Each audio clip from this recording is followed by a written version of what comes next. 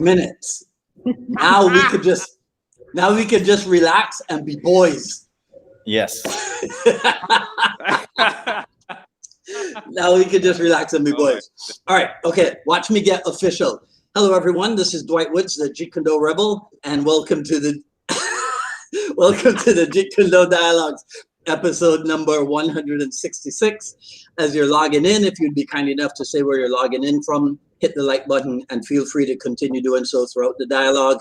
If you were watching the simulcast over on the YouTube, please be sure to like, subscribe, and hit the notification bell over there. If you enjoy my work and you'd like to support the program, please visit jkdrebel.com, click on the Rebel Gear link, which is where you can find stuff like this. The 4 Tenets of Jeet Kune Do t-shirt, also available as sweatshirt, hoodie, and not this one, but a coffee mug as well. But of course, the best thing you can do is to share this video and spread the word about the Jeet Kune Do dialogues.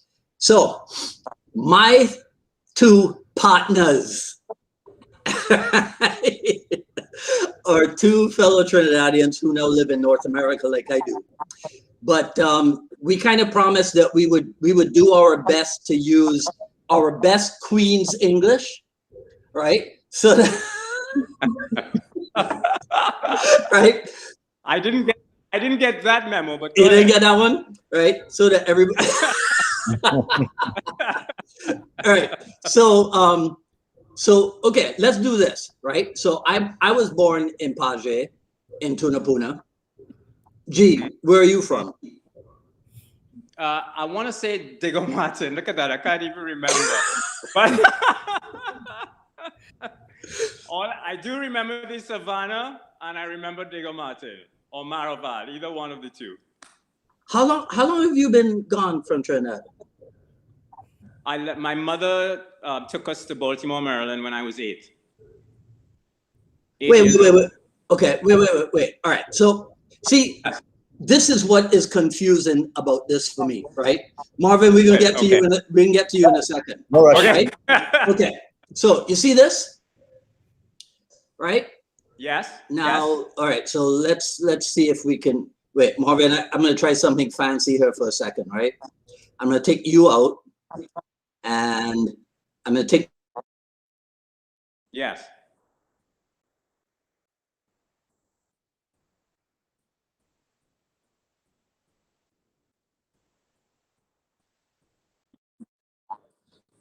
Yeah, you think so?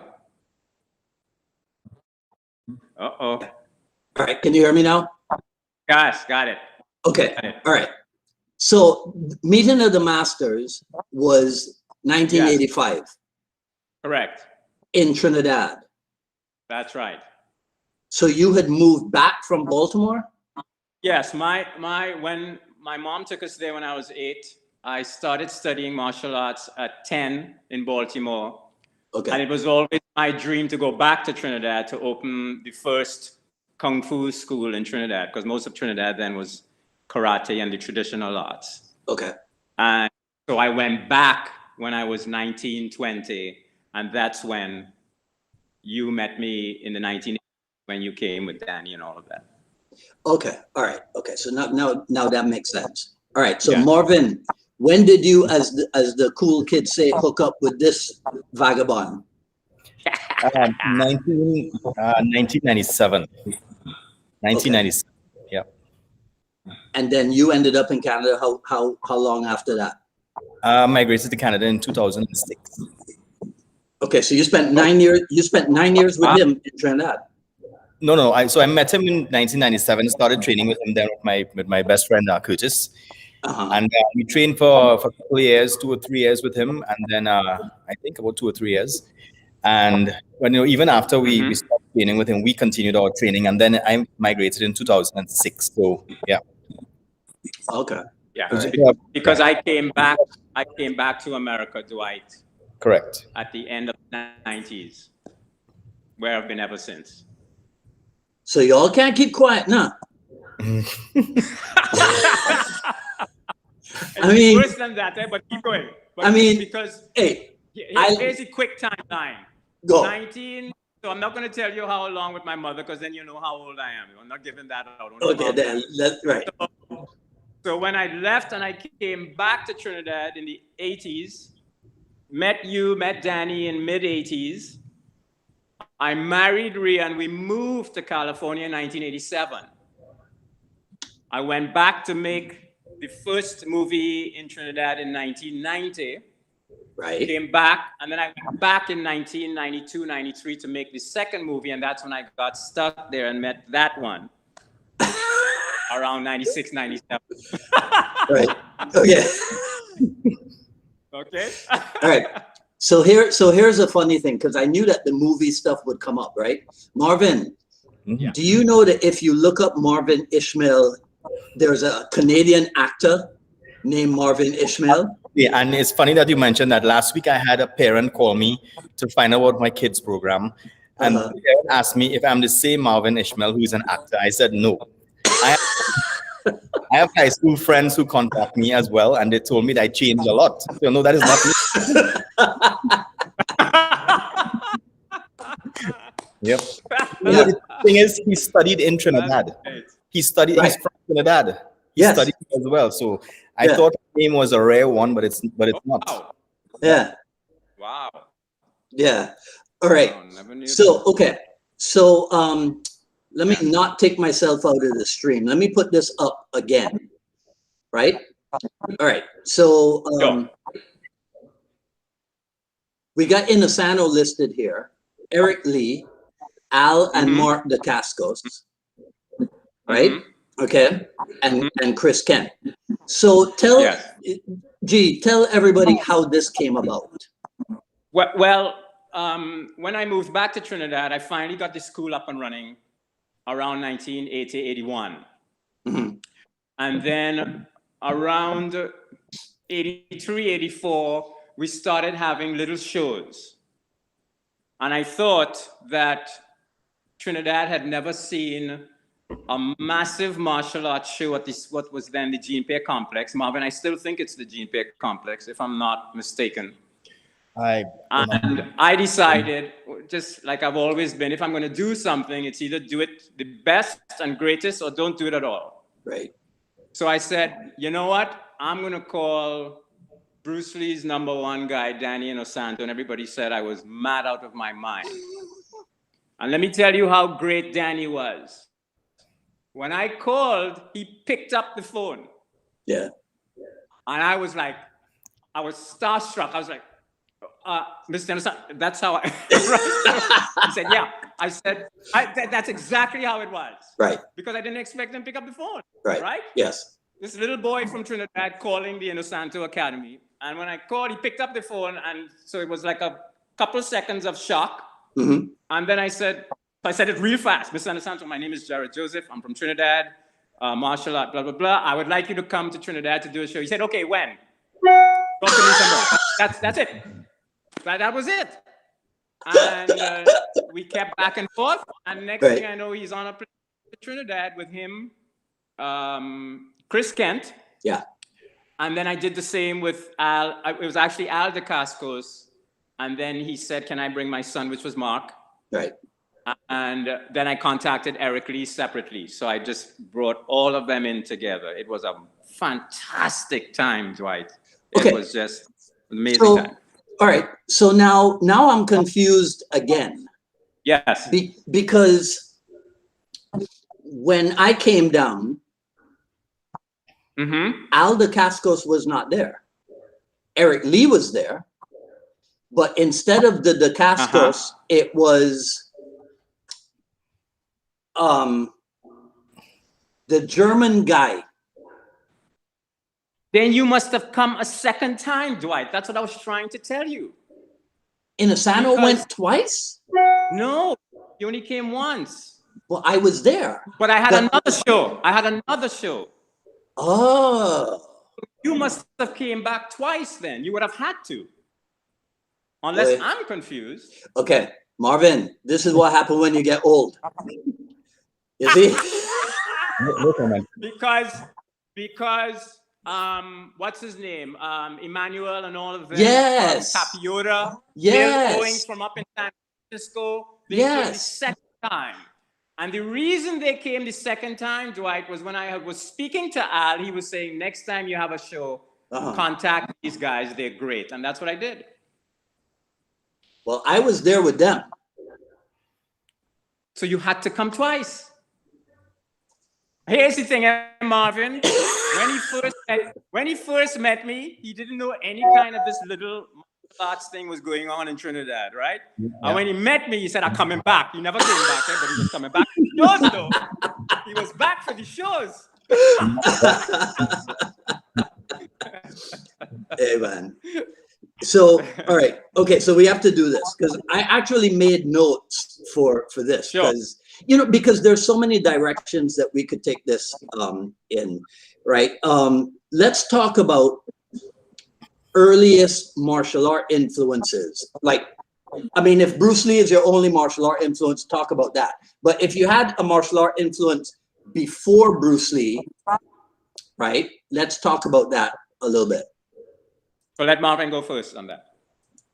Sure. Okay. Yeah. So yeah, I mean, Bruce Lee. I have to say Bruce Lee. And even growing up in the 70s and early 80s, my dad would take us to the movies to see kung fu movies a lot of times. And I didn't have one particular actor. Well, Silver Fox. Silver Fox was my favorite kung fu character. So I kind of got into it then, and I have two brothers, and we would go to the movies, and we would come home. Look, and we would. That's Silver Fox right there. So we would practice. I would practice this stuff on them. They would allow me to be. They would be my dummies. Yeah. So I would practice with them, and of course, Bruce Lee was my idol and still is, but he would be my heaviest influence. Absolutely, my first and heaviest. Yeah. Okay. All right. G? When I came to Baltimore, 8-9, I was getting chased home from school, and it was a mess. I mean, I went to a public school, and I told my mother I needed to do something to get a little tougher. So she bought me a weight set, and I started with that.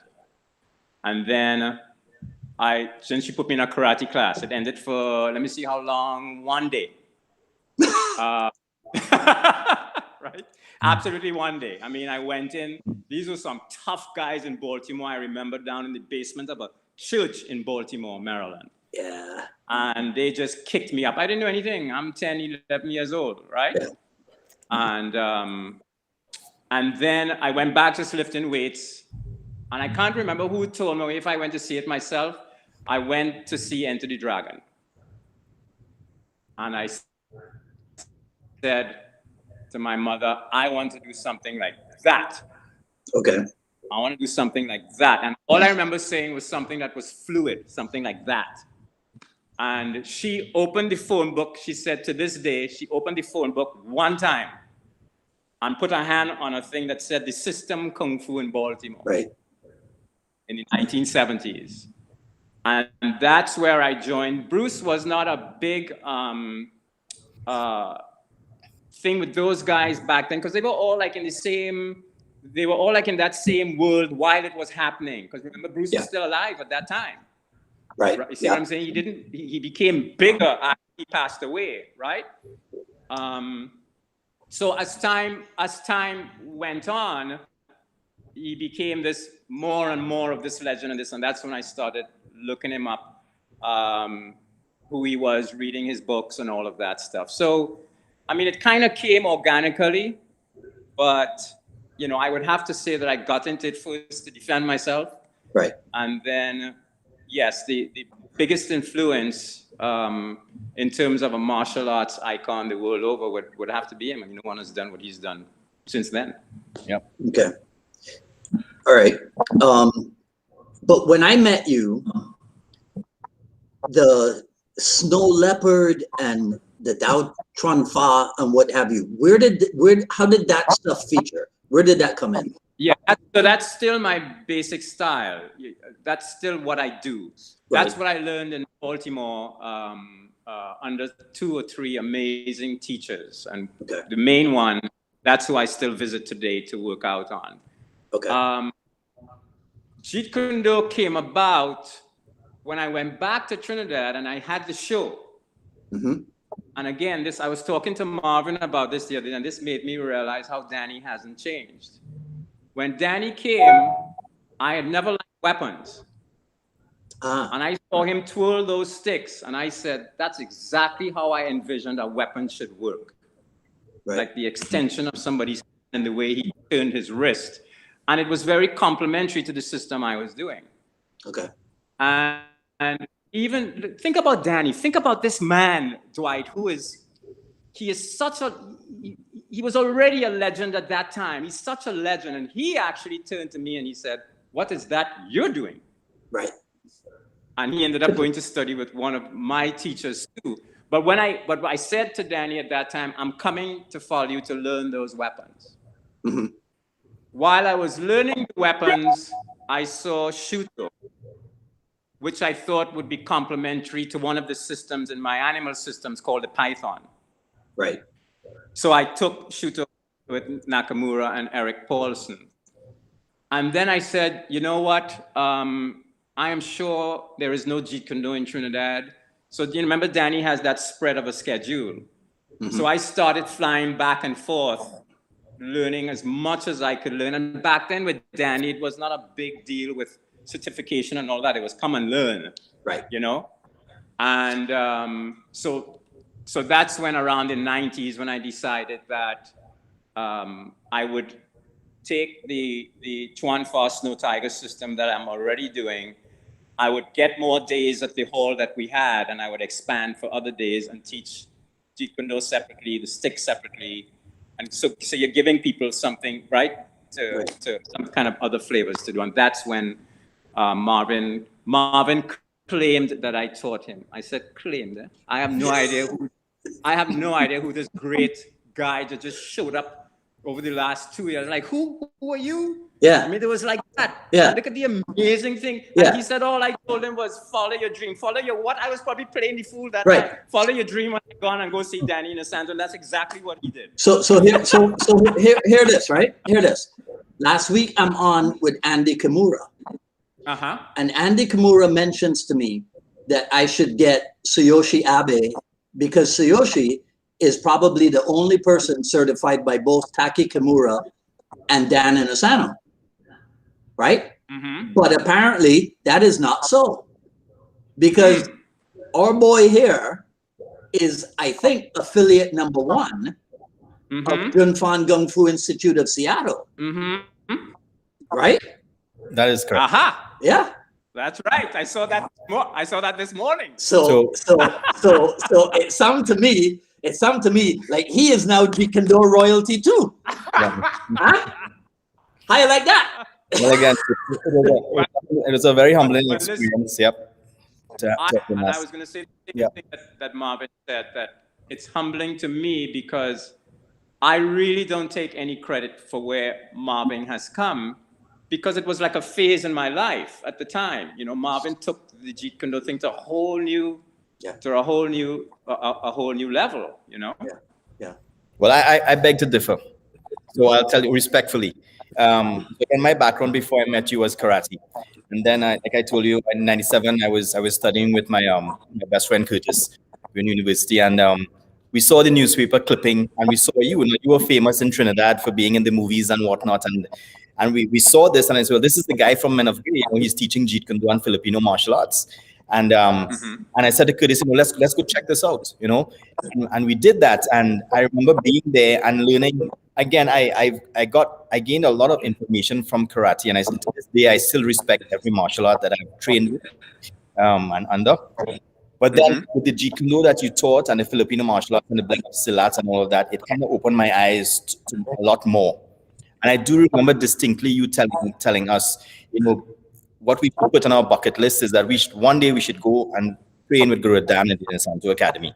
And I'll never forget that. Yes. And I always follow that dream. So you pretty much ignited that fire and allowed me to follow that dream.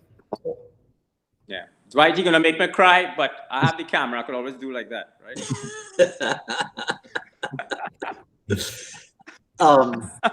Dwight, No, just saw that ugly picture put up there of me. Whenever I see that picture, I always tell Rhea, how did you marry such an ugly man?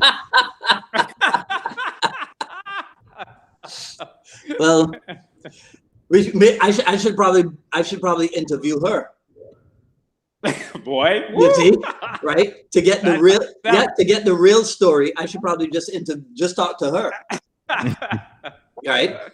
I mean, I remember meeting her and thinking, how somebody so skinny could be so powerful, huh? Right? How somebody so skinny could hit me so hard? I was like, this don't make no sense. Yeah.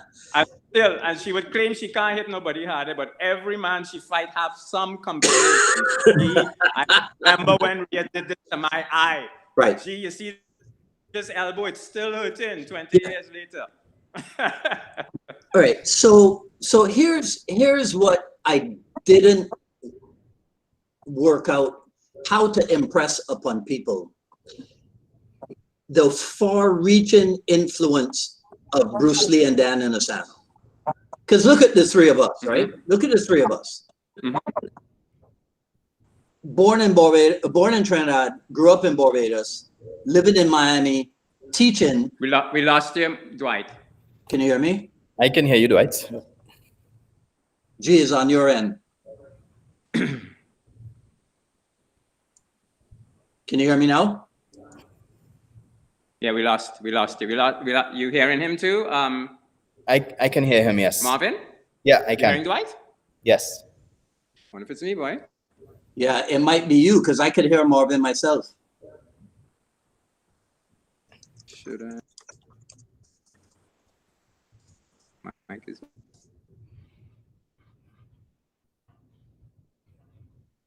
Nothing?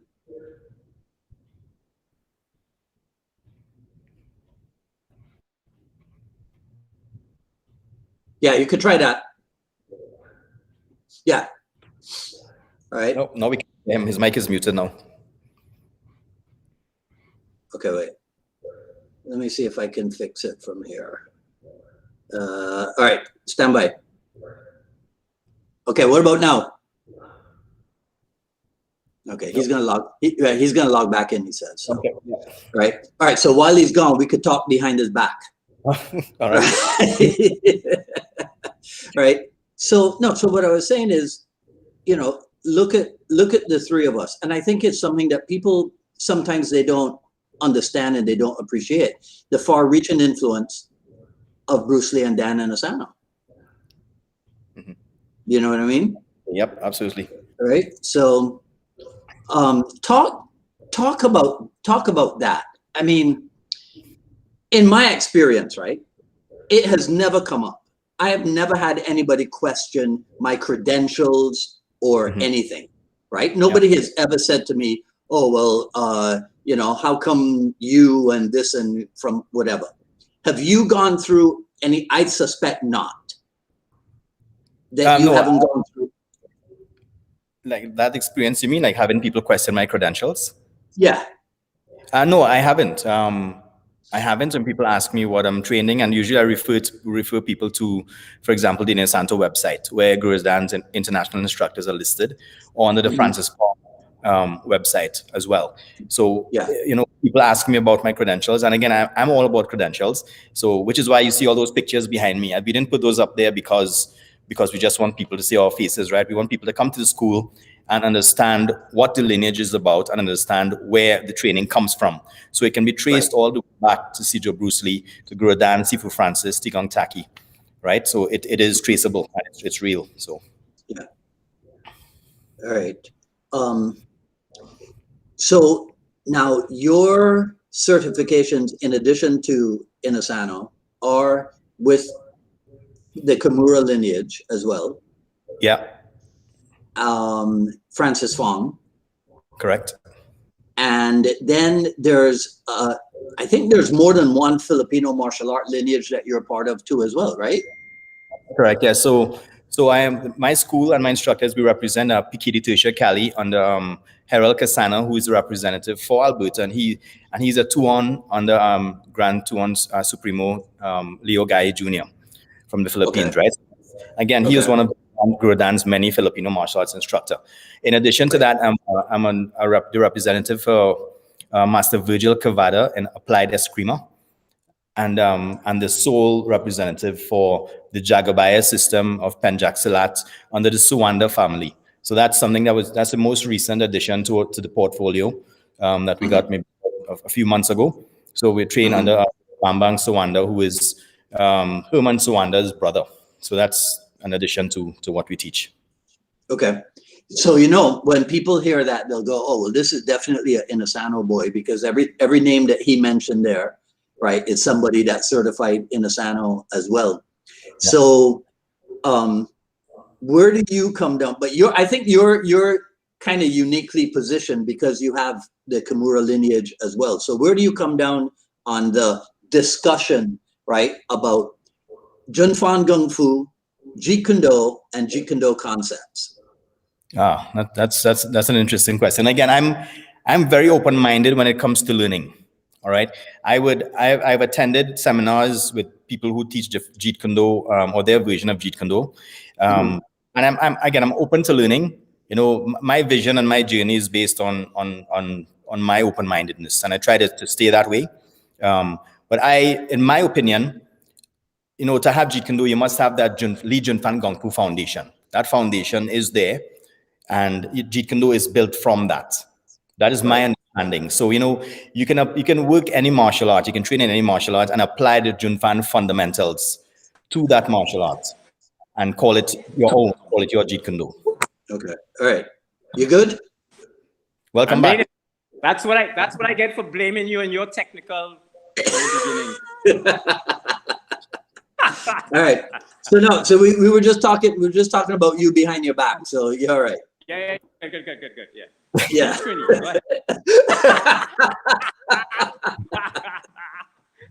Right. No. Marvin was giving me his perspective. From his unique perch of the controversy between Junfan Gung Fu, Jeet Kune Do, and Jeet Kune Do concepts. So I was wondering if you had anything, if you had anything to contribute to that, or if you just go, damn, that's just foolishness. Let me look at it, because I respect you and Marvin more than in Jeet Kune Do, because you know much more about this life than I do. So, but let me comment on it from an outsider, because every now and then I peep in, and then I come back out. Yeah. I really here's the thing.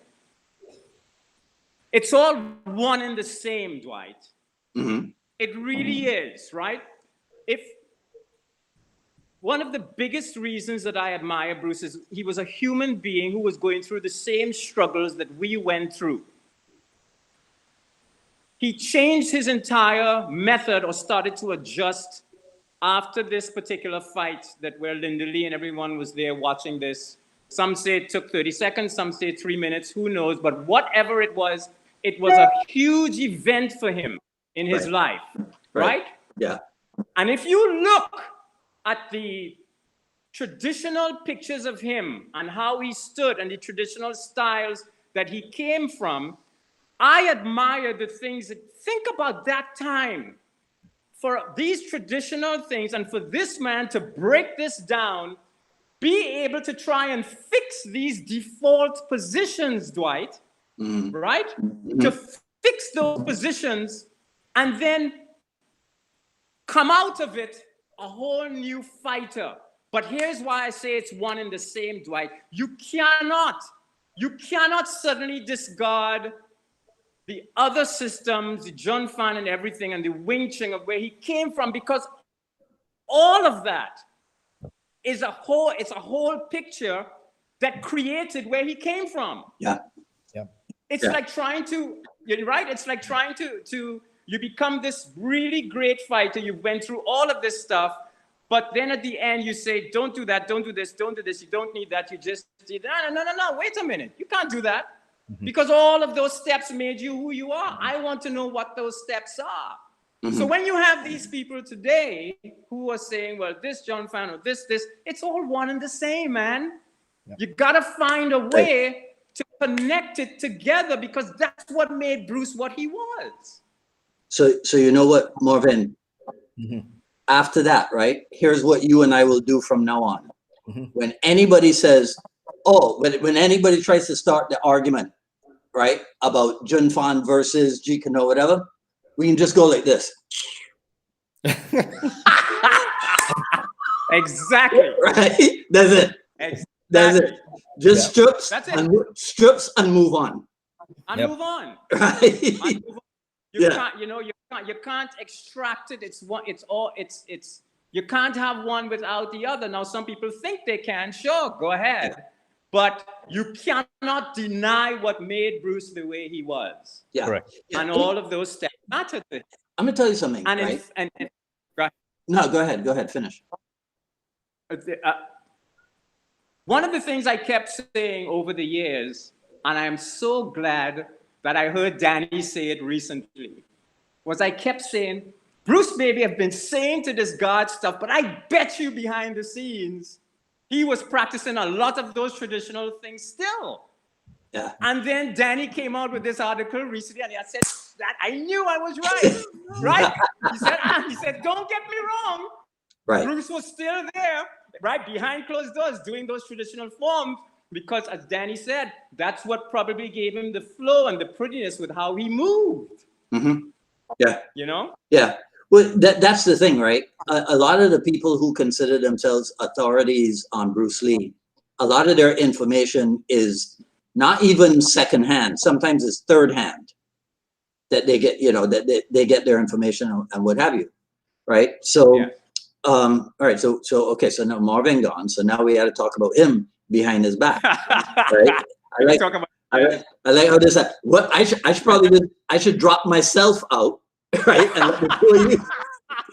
I drop myself out and let the two of you talk about me, right? I'm back. You good? Look how fast he back. No, I know, right? Cheating, man. I don't want you to talk behind my back, so I came back quickly.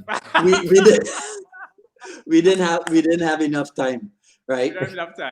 Oh my goodness. Yeah. So okay. So again, in talking about Bruce Lee and Dan Inosanto influence. So tomorrow, right? Hear this.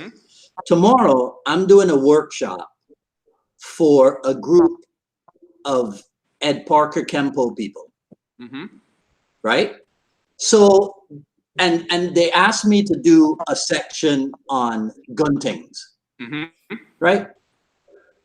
So here you have me representing Dan Inosanto, going to teach something that ostensibly is from the Filipino martial arts, except that a couple weeks ago, one of Dan Inosanto's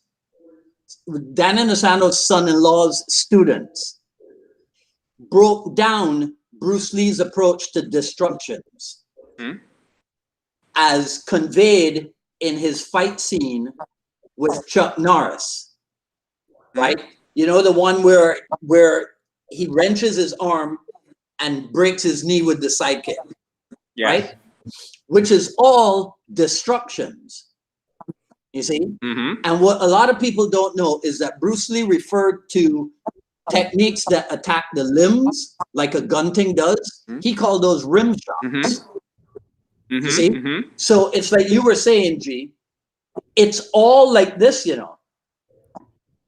It is not at all like this. It's all like this when you really understand. Absolutely. You know? Absolutely. Yeah. So when you really understand, there is no argument. No, and I think we need to get away from saying it's mixing the martial arts, Dwight and Marvin, because mixing martial arts, it's like putting things in a blender. You put your tomatoes in first, you put your lettuce in, you put your carrots, and you're watching all of this before the blender starts. That's mixing. But that's not what Bruce intended. And if he had lived, he would have probably gone on to be more like this. What we really want is to blend it. You really want, when you start to mix that thing, you can't tell the difference anymore in the color. Yeah. It all comes right because it's no longer mixed. It's no longer separated in a mix. It's now blended. Yeah. Right? Right. And if you look at that scene, where that exact scene you're talking about was a bang bang, it was two, one after the other. Mm-hmm. You know? Yeah. Marvin, what's the situation like in Canada? People who come to you, do they come to you just for general martial arts? Do they come with an understanding of what Jeet Kune Do is or an appreciation for it? Or what kind of people show up at your place? All right, good question. A lot of people they would see the signs, they'd come for martial arts, right? Yeah. The first question I would ask a potential student is, what are you interested in? And I would say 9 out of 10 times, people don't know what Jeet Kune Do is, but they know who Bruce Lee was. Right. So I would use that reference. Do you know who Bruce Lee was? Well, this is what we teach. Bruce Lee created the system of training, and I would talk about it then. And then they would have the open mind and they would try the classes, and then they'll realize how much it is and how much it entails. Mm-hmm. So that's the approach I take. Yeah. Over the years, have you come up with any particular to WCMAA verbiage to explain what y'all do? Okay, good question. So my kids program, for example, we include Filipino martial arts, Silat, Wing Chun, Muay Thai, Brazilian Jiu-Jitsu, and the Jinfan material. That is called, the kids martial arts program is called Jeet Kune Do, because it's a system of training, and it just is not just focused on one art. All right. Okay. But yeah, I don't, in terms of the adult training and whatnot, we refer to it as a martial arts academy. I like to look at it as a place of higher learning. You go to university, you can learn different modules and different courses and whatnot. So I try to look at it like that, as a place of higher learning, where you can choose to train in Filipino martial arts only if you want to, or if you want to really explore and see what your body is capable of doing. We have a variety of arts to choose from. Oh, okay. All right, break that down again for me. So, what programs are available to them again? Silat. The adults. The adults. Okay, so the Jeet Kune Do, we have Jeet Kune Do as a separate program, and the foundation of the program is Lee Jinfan Kung Fu. All right, and everything else that Guru Dan teaches me and my other instructors, Guru Daniel Lanero and whatnot, that's in the Jinfan and Jeet Kune Do curriculum. Then we have Filipino martial arts. Now we have a separate Filipino martial arts system that includes Guru Dan's blend. And of course, that includes Master Virgil Cavada's Applied Eskrima and Piqui de Tertia Cali. We also have a standalone Piqui de Tertia Cali class, because a lot of people like to focus on the bladed side or the military side of the art. So we have a separate option as well for Piqui de Tertia Cali. Then we have the Thai boxing, a separate class, and the Wing Chun and the Sifu Francis, and of course Silat as well. So those are the 5 programs we offer for the adults. But that sounds like more than 7 days in a week. It sounds like that. We have 13. I asked them to say. We have 13. I think it's about 13 or 14 classes for the week for the adults, and we have I think it's 9 or 10 for the kids. Just 2 weeks ago we introduced a new class for the kids. So we have the Jeet Kune Do program, and then one of my instructors suggested that we introduce a standalone program for the kids. So like some kids will come to the class and they may have an affinity for Wing Chun, for example. They would like to do some more Wing Chun, but they're too young to be in the adult class. So what we did is created an extra class on Sunday where they can focus on Wing Chun. And every week it changes from Wing Chun to Muay Thai to Silat to Filipino martial arts. So if they want to go deeper into the culture and art, they can join that class. And it's for kids.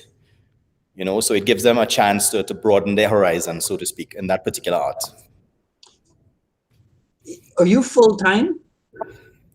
No, I'm actually a mechanical engineer. That's my full-time job. This is my passion, my part-time passion. I I went through all of this. Did you? I went through all of this. Right? Yes, I did. This don't make no sense. Well, you know what? I can't. All the classes that I just told you about, it could not be possible without my great team of instructors. I have a group of dedicated and loyal instructors who attend my classes, and they teach themselves as well. They run classes, and Guru Dan always says, and I like to say this over and over, the best way to learn is to teach. So as part of their development, they teach classes, and they do a great job at it, right? So, and they help me run the school and get the classes going. When I'm away, I travel quite a bit for work as well. When I'm away, they run the classes in my absence. So, I mean, it wouldn't be what it is without them. Yeah, because it took me, I don't know how many years it took me to get you, right, to come on, So I want to honor this team and show them here. There we go. Right? Lovely picture. It is, right? One of my favorites. And look how clean the school is. Right? Okay. So now, who helped you to design that school? Because no man can design something like that. It was a group effort. It's a group. You know, what you see now is results of 4 years of renovation and moving things around. Like when we first moved to this location, like the bags that you see hanging there, they were not there. The Wing Chun dummies were not there. The banner and stuff were not there. And then eventually, you know, we added we got the bags, the bag stands and all that. And then, being part of the Francis Fong Instructor Association, teaching Wing Chun, we have to have the dummies there. So one of my students one of my instructors has an online store, and he purchased those to me. And we have those installed. So it's an effort. It took about 4 years, and we're looking to further develop as we go. Yep. Yeah. Well, I mean, you're way ahead of the game. I'll tell you that. Thank you. You know, without a doubt. And when I'm texting him, sometimes he's working out at home, Dwight? Yeah. Right? It's like, yeah. Okay, well, what about the school? I mean, you're there like 9 days a week, and you're working out home too. Well, yeah, but okay. But here's the thing, right? If we talk about working out, you, G, are the only one who look the same, you know. I used to be that size, right? Well, you know I'm always a fanatic, always will be. You know that. Oh my God. No, so yeah, but talk to us about that, because I think that a lot of the older people lose. You work out twice a day, right? Yeah. Yeah. Okay. Well, that's bordering on fanatical. So, right. So explain that to people, why and how you structure it so that they can learn something from your approach. Okay. So again, from an outsider looking in at a lot of styles, including Jeet Kune Do, this is where Bruce influenced me the most.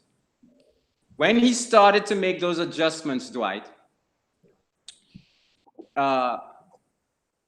he realized he was winded first. Yeah. There is no Kung Fu, there is no Jeet Kune Do, there is no karate, there is none of that, especially if you get into an engagement without conditioning. Because the minute conditioning glows, all that other stuff goes out the window. Right. Fast. Right. So to me, there is no talk of any system or any style until you look at it from you've got to be fit to perform. Yes, I've gotten older, but students, when they're watching you, Dwight, they're not just watching the style, they're watching you. Right? You could talk all you want, but they're watching you and how you perform. And if I only teach privately now, but if I'm preparing somebody for a fight, I want to still be able to get in there with the gloves on and go to 8 or 9 rounds with them. Right. They're in their 20s and 25. I'm not going to say only Marvin knows, but you up there. That's where you are. Right, I'm way up there. Right, you up there. So that's number one. Number two is that it's just a sense of accomplishment, Dwight, on a daily basis, to know I'm doing this for me. Yeah. I'm not doing it for anybody else, but for me.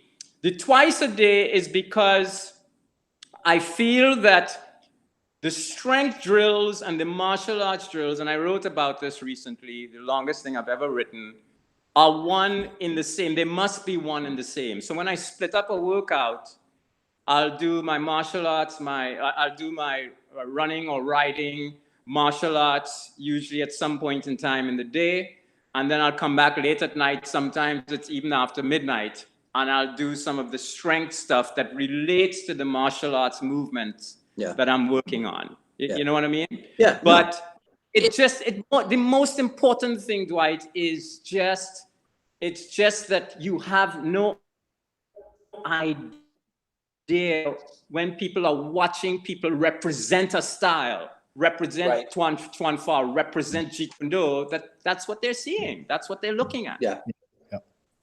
Well, your whole workout schedule sounds to me somewhat like Bruce Lee was doing, because Bruce Lee used to work out, twice a day, as far as I remember.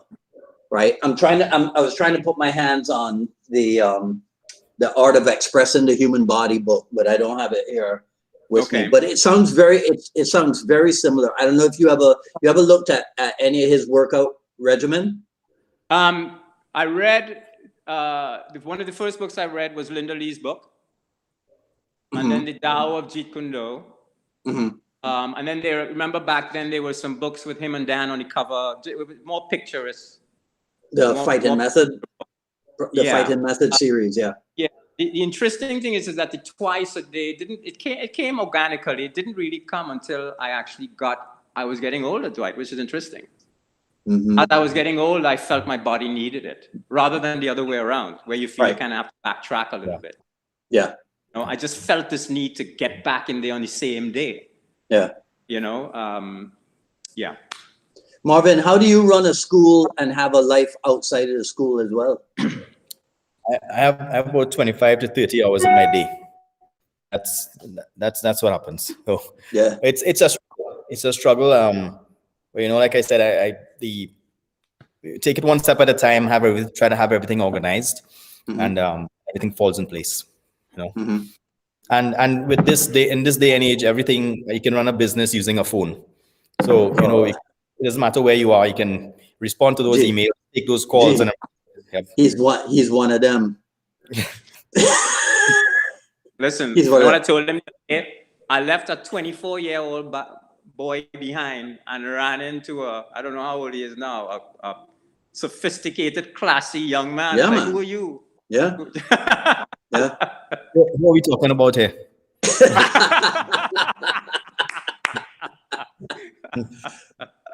Oh my goodness. All right. So, let's talk movies. Sure. Let's talk movies. When you talked about the first one, you're talking about Men of Grey 1. The first one, yeah. Right? Okay. Now,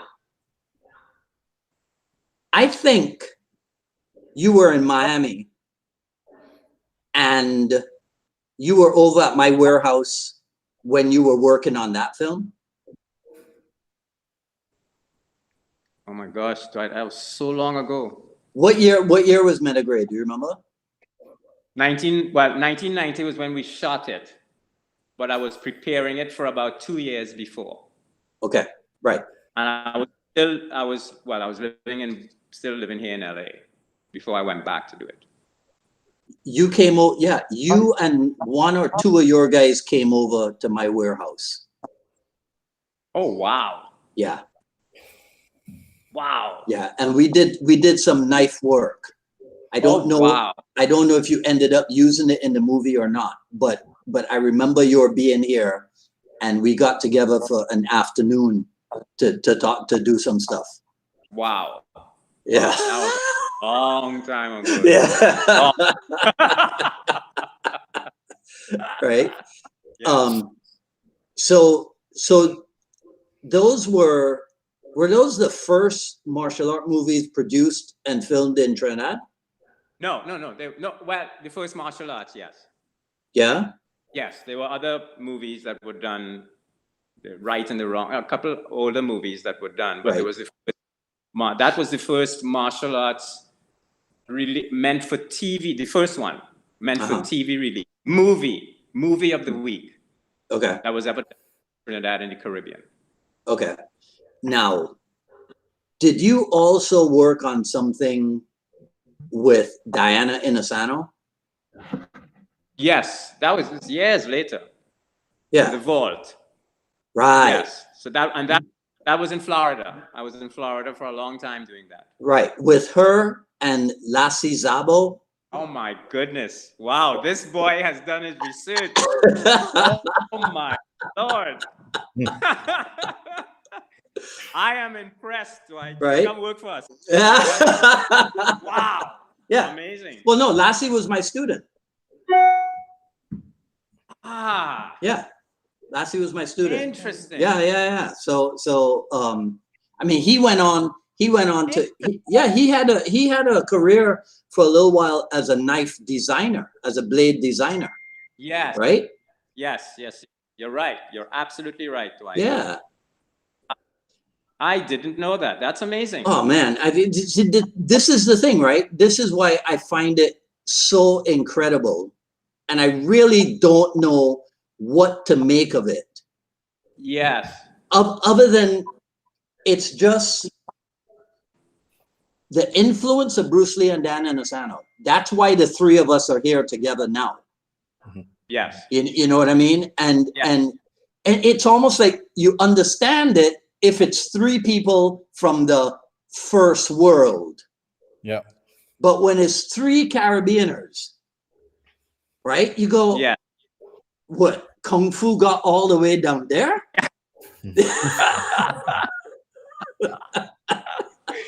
Oh my goodness. Right? That's amazing. It is yeah. amazing. I mean, amazing. When I showed up in Irvine, California in 1983, I've told this story before. They go, where are you from? Because here's what, the week before I got there, some guys had come out from Connecticut, right? So they had left the East Coast of the United States and come across to the West Coast. And they were very impressed by that. I show up and they're like, where? I go, Barbados. They go, is that like a part of Jamaica?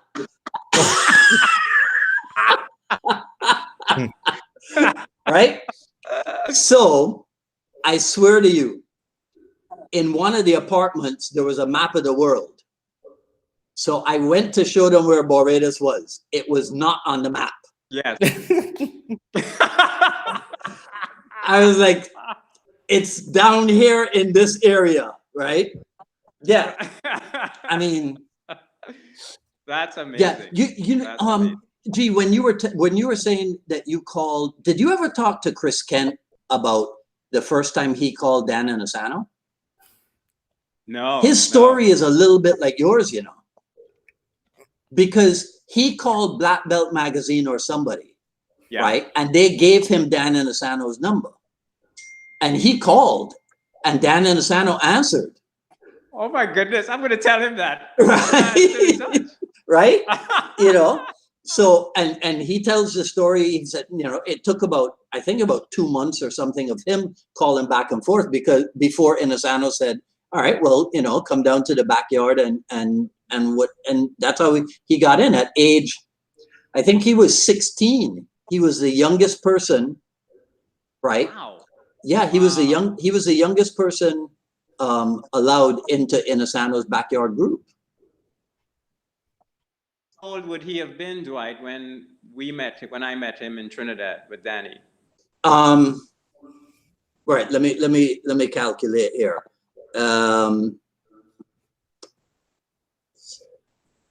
85. He would have been 28 years old.